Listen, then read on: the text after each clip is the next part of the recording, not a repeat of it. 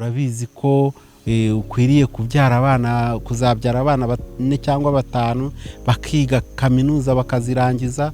Urabizi neza ko ushaka gukora ziriya ngendo za buri mwaka zo kuruhuka, ariko icyo kuba byajya mu bikorwa ntuzi n'inzira byanyuramo habe na gato. Ni ibintu biri mu mutwe gusa, kuba byaba download ngo bishyirwe ahantu habe na steps 1, 2, 3 kugera ku yanyuma zizwi zo kubishyira mu bikorwa. Ibyo birakwishe. Menya ngo uri umuntu usanzwe nk'abandi bose. Ibyo uracyatuye, uracyaba ahantu wavukiye cyangwa hafi yaho gato. Ibyo ngibyo bikugira rwose umuntu usanzwe, kuko nta bundi bumenyi. Ahantu wavukiye niho wize amashuri, cyangwa se niba waranayize kure yaho warangije kwiga uragaruka hahandi niho ukorera ubuzima bwa buri munsi, niho wabonye akazi, niho utuye, niho usengera. Ubuzima bwawe bwose 80% naho ngaho. Niba uvuye aho ngaho uragenda gusa nko gutembera ukagaruka gahe gatoya ukongera ugasubira muri bwa buzima. Ibyo ngibyo bikomeza kukugaragaza nk'umuntu usanzwe kimwe n'abandi bose.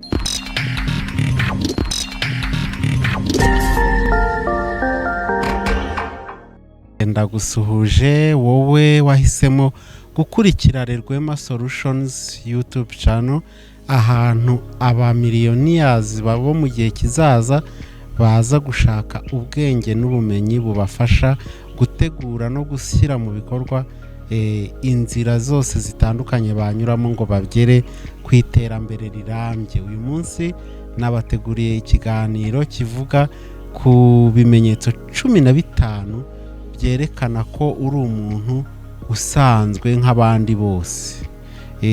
Twinigeze kubabwira ibimenyetso 15 byerekana ko uzaba umukire cyangwa se ko uri umukire. Mbabwira nanone n'ibindi 15 byerekana ko uri umukene cyangwa se kuzaba umukene. Rero nturi umukene cyangwa se nturi umukire, ntabwo uri successful, nta terambere, uri nk'abandi bose basanzwe bari mu aeni. Nibyo bingiye kubagezaho, hanyuma ugende ukurikira kimwe ku kindi, witegereze neza, wanarize ubuzima bwawe, nukuze kureba niba waba uri umwe muri abo bantu. Twagiye rero, numara kumva ibi bintu ari byiza uze kubisangiza bagenzi bawe nka 7 se 8 cyangwa 10, kugira ngo nabo bategure neza, bipositione mu gutangira neza, bamenya aho batangirira muri make bagana ku iterambere rirambye no ku mafaranga ahagije mu mibereho yabo. Nuko rero urakora subscribe cyangwa se ntuyikore igihe cyose ubona bitagushishikaje. Ntabwo tuhatira abantu, impamvu yicano guhera igihe yatangiriye 2012 ubu ifite abasubscribers 9,000 gusa na 200. Dusigaje rero abantu muri 800 gutyo, kugira ngo byuzure 10,000 niho tuzaserebra itangiriro neza ry'iyicano ku bantu bayikurikira bakavoma ubumenyi nk'ungu gusangiza. Ikimenyetso cya mbere rero kizakwerekana nk'umuntu usanzwe nk'abandi bose, nuko buri munsi, buri gitondo abandi nibo bakubwiriza icyo ugomba gukora. Nibo bakubwiriza ko ugomba kubyuka, igihe ubyukira, icyo uri bukore uwo munsi, aho uri bugikorere, ibyo uri bukoreshe, imyenda uri bwambare, etc. Ibintu byose ugomba guhabwa amabwiriza n'abandi. Biragoye ko hari ikintu wowe wakwibwiriza, ikintu gifite akamaro wakwibwiriza gukora. Iki ni ikimenyetso gikomeye cyane, kuba uhabwa amabwiriza n'abandi bantu yo kugira icyo ukora kuva ubyutse, imyenda uri bwambare, aho uri bukorere, aho uri bukorere, n'ibyo uri bukore kugeza utashye nimugoroba. Iyo ikaba ari rutine yawe ya buri munsi. Rutine yawe ya buri munsi n'abandi bayishinzwe, wowe ushyira mu bikorwa gusa. icyo ni ikimenyetso gikomeye kandi cya mbere mu bintu byerekana ko uri umuntu usanzwe kimwe n'abandi bose, nta tandukaniro, kandi urebye nabi nuko bizahora nk'uko n'ubundi ariko byahoze. Ubusanzwe abantu bavutse bababwira bamwe bati uzaba igitangaza, uri umuntu ukomeye cyane, ndakubonamo uyu n'uyu, ndabona ukora neza cyane, ibi ngibi uzaba iki n'iki. Ariko aho bigeze ku myaka yawe ufite ntabwo nyizi, ariko uri mukuru, uri mukuru wawe undi bavuga ngo majere vaccine, nyamara urangwa buri munsi, rutine yawe nuko ibintu byose by'ingenzi 90% ni abandi babitegeka, waba kubyuka kubyutse kugeza nanone usubiye kuryama, ibintu byose bifite akamaro by'ingenzi mu buzima bwawe bigengwa n'abandi. Icyo nicyo kimenyetso cya mbere. Abandi tuvuga ni ababyeyi se, ni umugabo cyangwa umugore, ni bosi wawe etc. Abandi bantu nibo bakubwiriza igihe ugomba gukorera iki n'iki, naho ugikorera n'uburyo ugikoramo. Ntabwo wowe wakwibwiriza ngo ugenge ibyo ugomba gukora, oya. Icyo ni ikimenyetso cya mbere kikugaragaza nk'umuntu nk'abandi bose usanzwe, udateye imbere cyangwa ngo ubute nuko nibyo mwabyumvise. Ikimenyetso cya kabiri, aho ujya hose, ahantu hose ujya, aho uba uri hose mu mibereho yawe ya buri munsi, muri ya rutine, uba uzengurutswe n'abandi bantu. Muri make uba uri kumwe n'abandi bantu, mu byo ukora byose uba uri kumwe n'abandi bantu, kuko kwanza si wowe wabigennye. No kujya ku isoko usanga hari abandi bantu, kujya no mu rusengero uri kumwe n'abandi bantu. Ibihe byose bikomeye mu buzima bwawe bwa buri munsi uba uri kumwe n'abandi bantu bakuzengurutse, bagukikije, nawe mbese uri muri cloud y'abantu benshi muri rutine yawe ya buri munsi. Ibyo rero ugomba kumenya ngo uri umuntu usanzwe, uri umuntu kimwe n'abandi bose basanzwe, ntabwo uteye imbere, nta kikudisitenga mu bandi. Igihe cyose haba no ku kazi urakorera mu biro birimo n'abandi bantu, aho hose uracyari umuntu usanzwe. N'imodoka uragenda mu modoka kimwe n'abandi bantu, public transport, cyane cyane iyo ugiye mu rugendo rwa kure, narwo rutari urwawe, rutari urwo wowe wagennye,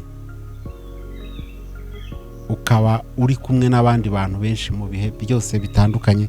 Ibyo byose bijye bikubera ikimenyetso cy'uko uri umuntu usanzwe kimwe n'abandi bose. Ikimenyetso cya gatatu, uko iminsi ishira indi gataha, buri munsi w'ubuzima bwawe ntaho itaniye n'iyindi minsi yashize uherereje inyuma y'umugongo wawe. Niba uko umwaka ushize undi ugataha ugikora ibintu bimwe, ukiba ahantu hamwe na hahandi wabaye mu myaka ishize, ibintu byose ugikora umunsi ku wundi ari bya bindi, ukaba umeze nk'umuntu wizungurukaho nk'uko isi izenguruka izuba, iminsi 365 igashira indi gataha, nacyo icyo ni ikimenyetso kikwerekana nk'umuntu usanzwe nk'abandi bose.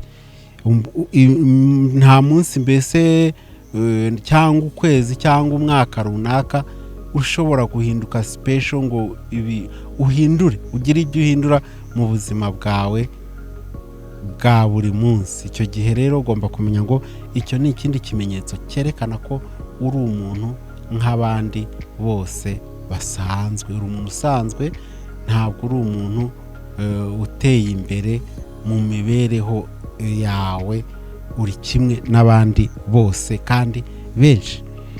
Turagiye ku kimenyetso cya kane,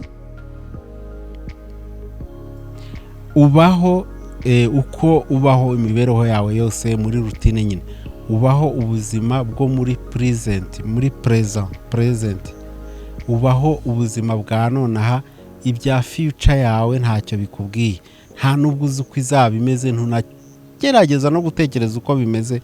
Ni ukuvuga ngo niba hari ibyago wifitiye hubwo byo kuba uri muri comfort zone ni ukuvuga ngo hari iby'ibanze bihagije ubona muri cyane cyane surrounding kuri income ubona, ukabasha kwinjiza amafaranga, ukabonamo rent, ukabonamo ibyo kurya, ukabonamo ibyo kwambara, ntihagire n'igisaguka, ariko byibura ukavuga uti ibi ntacyo bitwaye, mbasha kwivuza n'umuryango wanjye, ukabaho gutyo gusa, ukabaho ubuzima bwa buri munsi, ukabona ibigutunga bije nk'aho ari manu iva mu kirere, uri umuntu usanzwe nk'abandi bose. Ikintu cya gatanu, ikimenyetso cya gatanu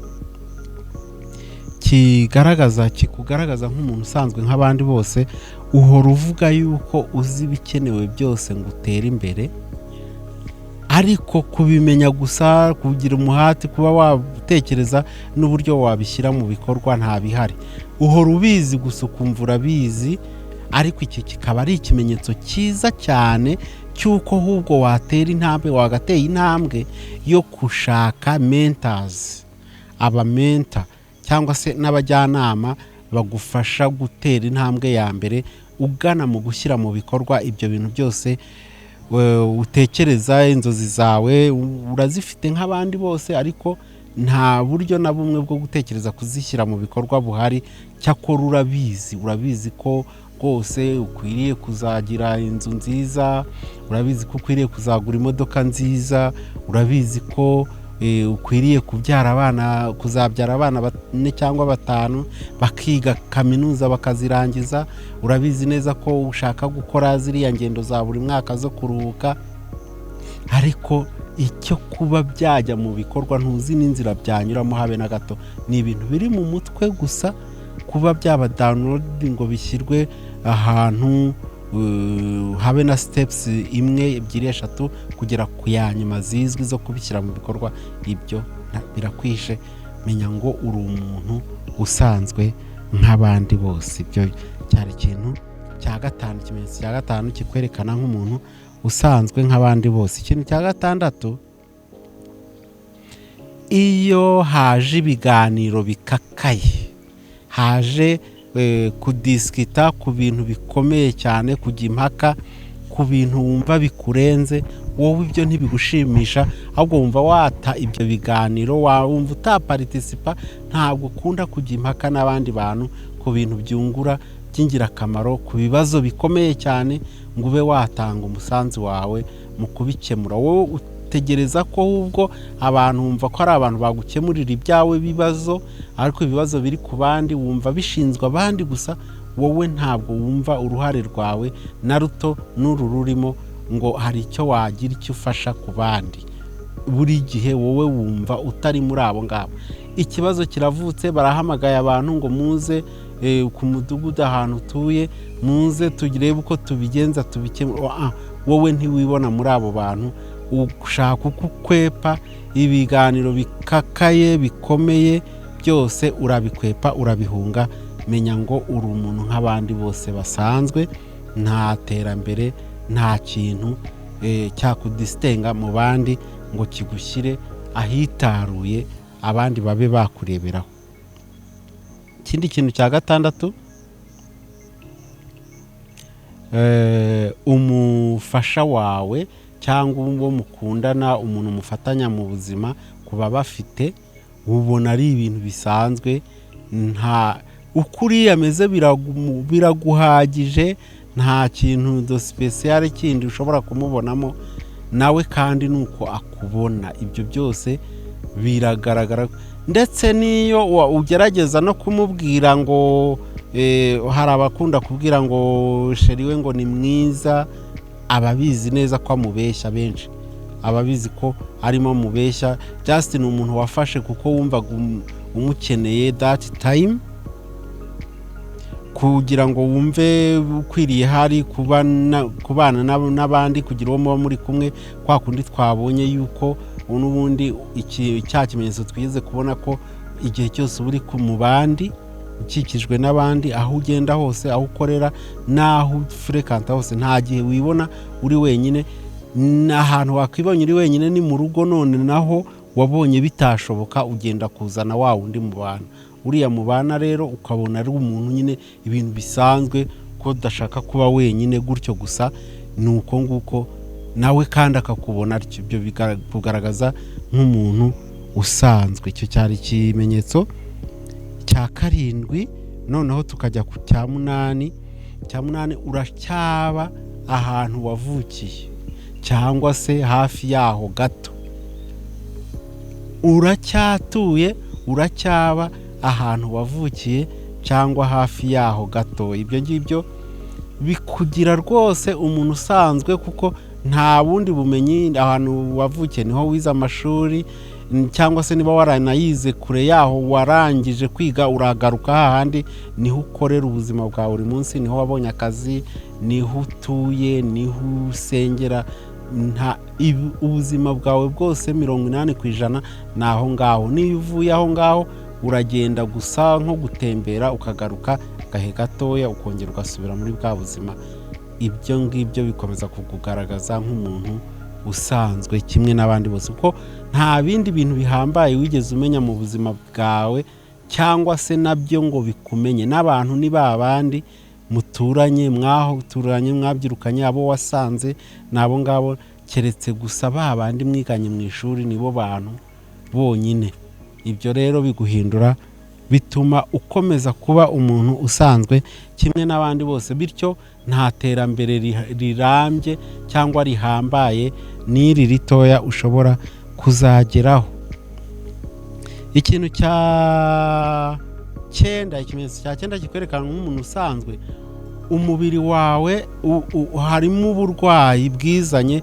Tufate nk'urugero nk'umugongo, uko kurya, umugongo ukakurya, umutwe ukakurya, bigahora gutyo. Ntutekereze impamvu ishobora kubitera, ko ahubwo ari ya rutine yawe ya buri munsi. Ntushobora kubitekerezaho ngo ugire icyo ubikoraho, ugire icyo uhindura. Ndetse ibi bene cyane iyo ibyo bintu bikuzamo, nta n'abaganga bashobora kubikuvura, kuko si uburwayi busanzwe, ahubwo ni ibintu kimwe mu bikushyira mu bantu basanzwe nyine. Nuko iyo umaze igihe kinini muri rutine imwe nta kintu gihinduka, ubwonko bukaza kugira stress, bukagira uburibwe, aho kugira ngo bwo bubangamirwe, kuko buza akamaro kanini cyane bufitiye umubiri wawe, bwimurira bwa buribwe ahantu nk'aho mu mugongo nkubwiye. Umugongo ugahora ukurya, cyangwa se mu mutwe ahantu gutyo, mu mutwe w'uruhande rumwe ukumva urahora ukurya. Ibinini, imiti waranyweye, wagize ute, byaranze. Ahubwo ikibazo ni uko udashaka guhinduka, ni uko udashaka guhindura imibereho.